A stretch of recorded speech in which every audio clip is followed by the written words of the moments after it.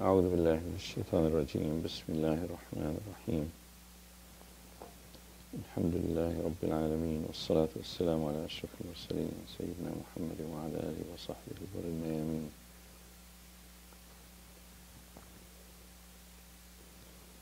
وعلى من تبعهم بإحسان إلى يوم الدين.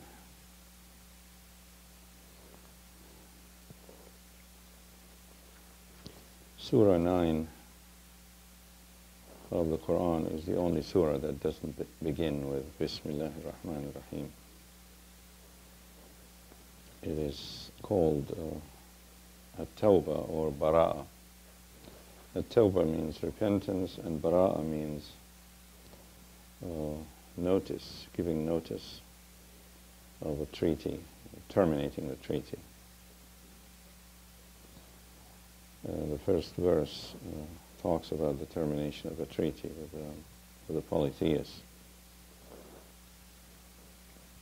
the peace treaty.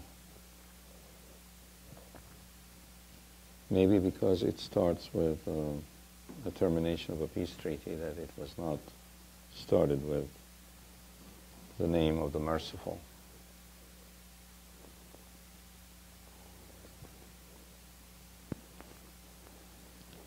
There is a verse in this surah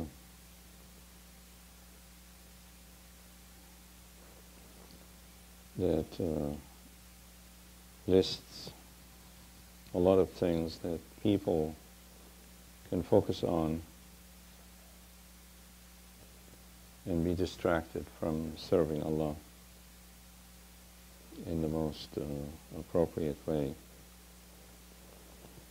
The Qur'an has calls itself warning and good tiding, and it keeps repeating this pattern.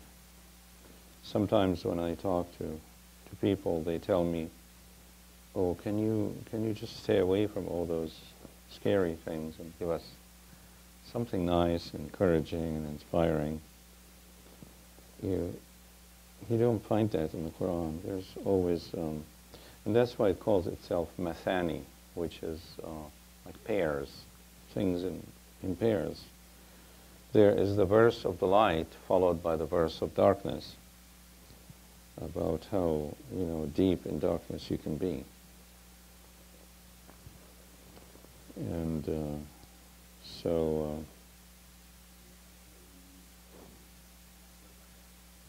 the verse that we're going to discuss today is verse 24 of Surah 9.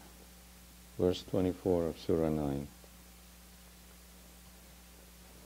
I'm just talking in general before that.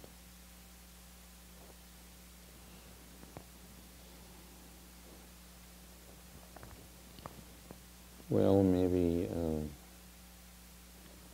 I should start before verse 24 with verse 20. I will read these verses in Arabic and then I will translate them and discuss them. أعوذ بالله من الشيطان الرجيم بسم الله الرحمن الرحيم الذين آمنوا وهاجروا وجاهدوا في سبيل الله بأموالهم وأنفسهم أعظم درجة عند الله وأولئك هم الفائزون يبشرهم ربهم برحمة منه ورضوان وجنات لهم فيها نعيم مقيم خالدين فيها أبدا إن الله عنده أجر عظيم يا أيها الذين آمنوا لا تتخذوا آباءكم وإخوانكم أولياء إن استحبوا الكفر على الإيمان ومن يتولهم منكم فأولئك هم الظالمون قل إن كان آباؤكم وأبناؤكم وإخوانكم وأزواجكم وعشيرتكم وأموال اقترفتموها وتجارة تخشون كسادها ومساكن ترضونها أحب إليكم من الله ورسوله أحب إليكم من الله ورسوله وجهاد في سبيله فتربصوا حتى يأتي الله بأمره والله لا يهدي القوم الفاسقين. Those who practice Iman, Alladina Amanu means those who practice Iman until it settles in their hearts. Wahajaru, and those who emigrate or who move from place to place, even abandon their home in the cause of Allah. Wajahadu, and do jihad, exert a competition in effort, which is of different kinds, and they are mentioned in the verse. And they perform jihad in the cause of Allah, on the path of Allah, with their wealth and with their selves, with their souls. Jihad with their selves means to fight and die, to fight a war. They have a greater degree with Allah, and they are the only winning ones. Al-Faizun, Faza means one. We have sometimes some of the companions of the Prophet, when they were fighting and they were wounded fatally, some of them said, Fuztu wa Rabbi Kaaba. I have won by the Lord of the Kaaba.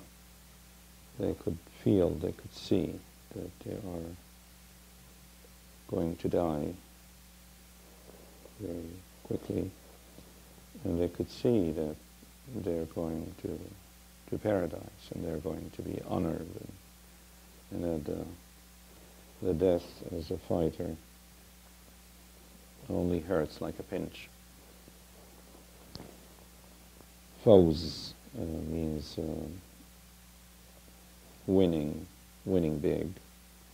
It can mean victory, but it actually just winning the prize, getting, as they say in these days, getting the jackpot. Their Lord gives them the good tidings that He shall give them mercy from Himself, بِرَحْمَةٍ مِّنْهُ. That's a very special mercy. وَرِضْوَانٍ.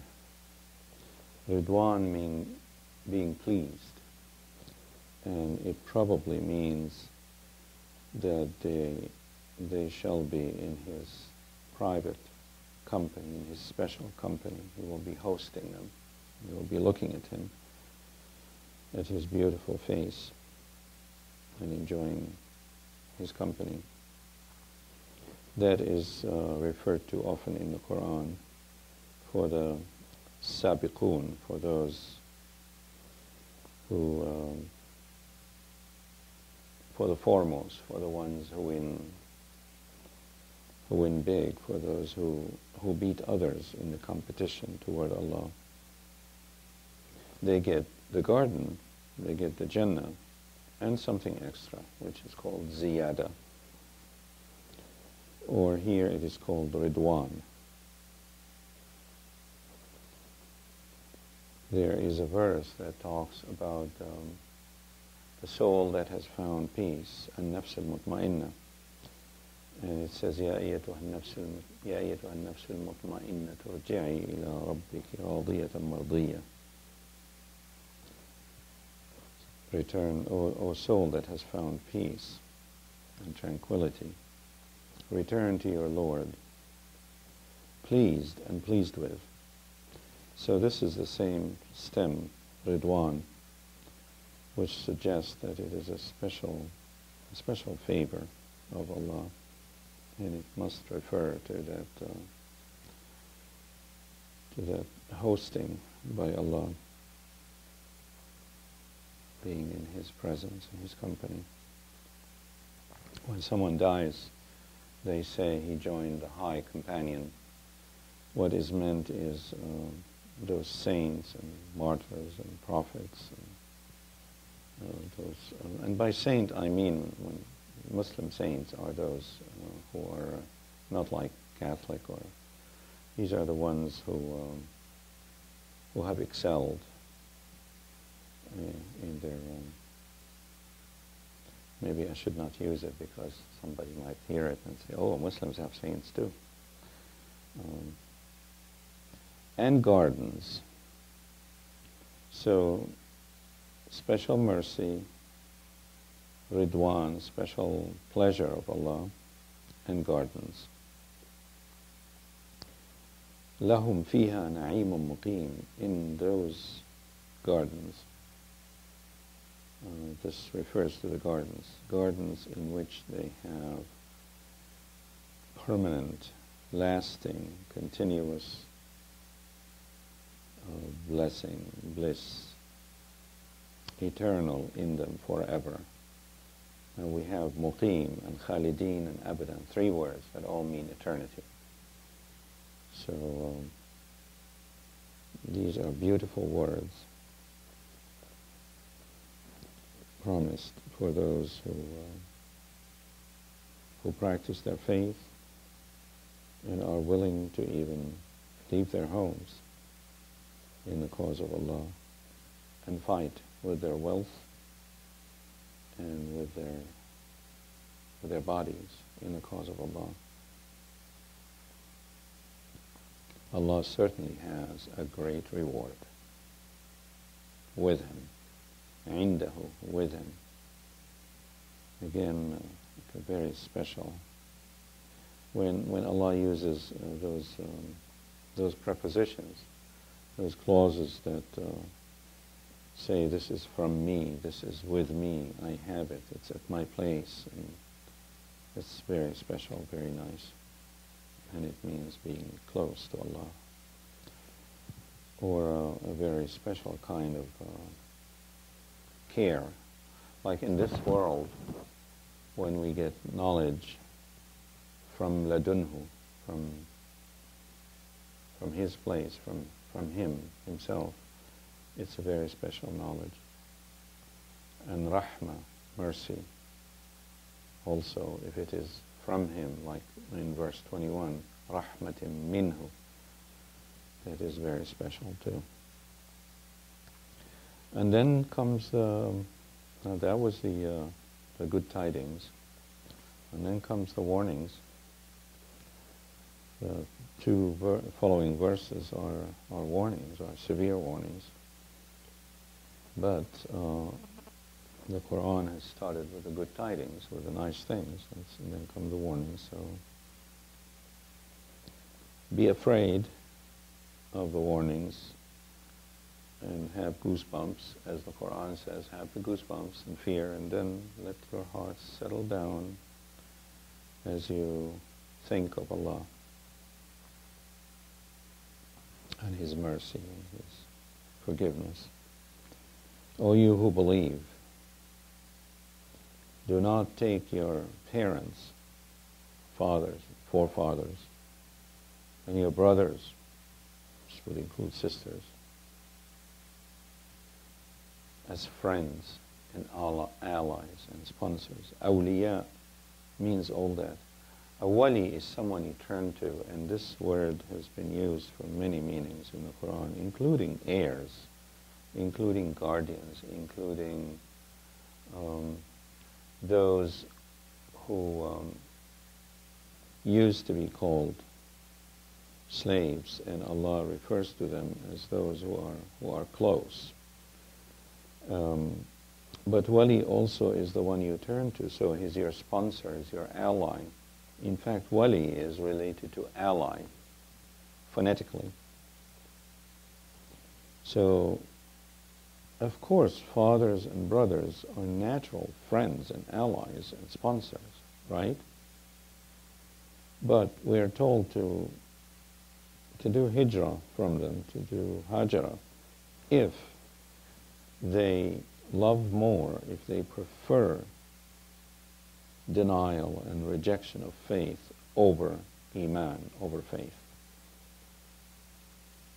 And whoever then makes them his walis, his allies, his sponsors, and his close friends, then those are really the ones who are wrongful, who are unjust, meaning they have abandoned faith. They have nothing. So this is a very stern warning, and it's naturally a test that Allah intends to do. And the early Muslims were in that environment.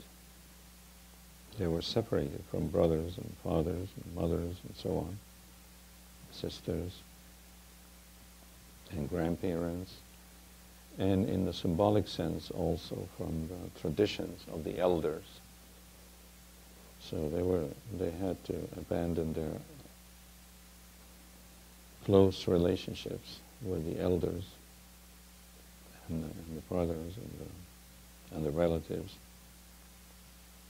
because those decided to side with those who rejected the Qur'an, and they joined wars against the Prophet and tried to wipe out the Prophet and his companions. And then comes the verse that I wanted to focus on. Now here are other things that people might ally themselves with, including the ones just mentioned, the fathers and brothers, the elders and the relatives. Here it is laid out in all detail.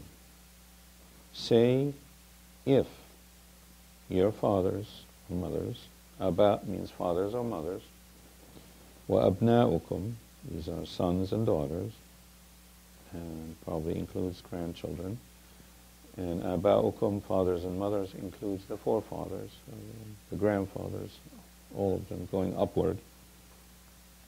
Aba are the direct relatives upward, and abna are the direct relatives downward. And ikhwanukum are the brothers or the direct relatives sideways. Brothers and cousins and sisters and so on. And then relatives by marriage, azwajukum, your mates, your spouses. And then Allah extends it. Ashira is like the tribe or the clan, but it's a broader word. It almost means your community, your bigger family, your bigger community around you. And wealth that you have earned, property. So property, wealth, business, and trade that you fear, if you did what Allah expects from you, that you fear that it will deteriorate. Kasad of trade means that the trade doesn't become profitable or fails or doesn't sell. In the most literal sense, it's when you have merchandise and it doesn't sell. That's kasad. But this is a general term. So any worry about one's possessions, any worry about one's trade and business failing or being affected, negatively affected, and residences that you are pleased with, your homes, are more beloved to you than Allah and His Messenger and jihad in the cause of Allah. Jihad is effort against effort. It's one way to look at jihad is extreme effort, maximum effort, effort that breaks you.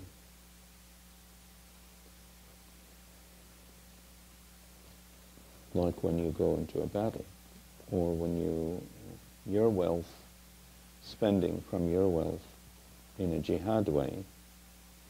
Jihad with wealth means you have a lot of money, and you had made a plan to do some lucrative business with it, but then you are in a situation where Allah seems to be challenging you to spend that money instead on saving someone, or saving a group of people, or creating something necessary for the needy or those in trouble. That would be jihad. Otherwise, how can you call it jihad if it doesn't really challenge you to the max? So the list is ended there, and then anything on that list should not be more beloved to the people than jihad, than Allah and His Messenger, and jihad in the cause of Allah. So don't let any of those things stand in the way of jihad. Don't prefer those things, don't love those things more than you would love jihad. And the word jihad is mentioned again. Of course, more beloved to you than Allah and His Messenger, and jihad in His cause. But what is meant is more beloved to you than jihad. That's the quintessence of the preference, of the trade-off here, of the thinking. If those things are more beloved to you, then just wait. فَتَرَبَّصُوا. Tarabbasa is a special kind of wait. It's a wait with tension, with fear, with ominous expectation. Usually you use this term tarabbas when you expect a calamity, when you expect someone to be killed, when you expect someone to be defeated in a battle. So Allah says, if you have these kinds of wrong preferences, then just wait until Allah comes with His command, until Allah comes with the execution of something to punish you, until Allah comes with His command. And Allah does not guide the openly and persistently and obnoxiously rebellious people. Fasiq. Fasiq is someone who breaks out of surrender to Allah, breaks out of following the law. A fasiq is, one way to look at it, is someone who is an uncaring or a careless outlaw. I don't care. It's like, so if you have these preferences, then Allah calls you fasiq, this is really one of the most scary verses in the Qur'an.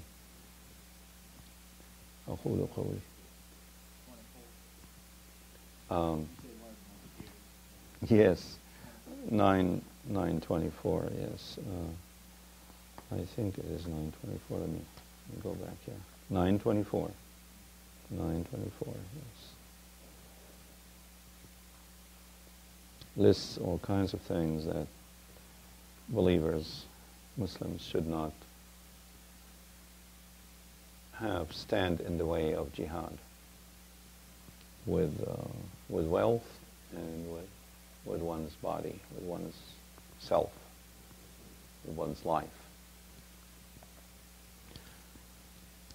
Alhamdulillahi Rabbil Alameen, wassalatu wassalamu ala ashrafil mursaleen, بسم الله الرحمن الرحيم الحمد لله رب العالمين الرحمن الرحيم مالك يوم الدين إياك نعبد وإياك نستعين اهدنا الصراط المستقيم صراط الذين أنعمت عليهم غير المغضوب عليهم ولا الضالين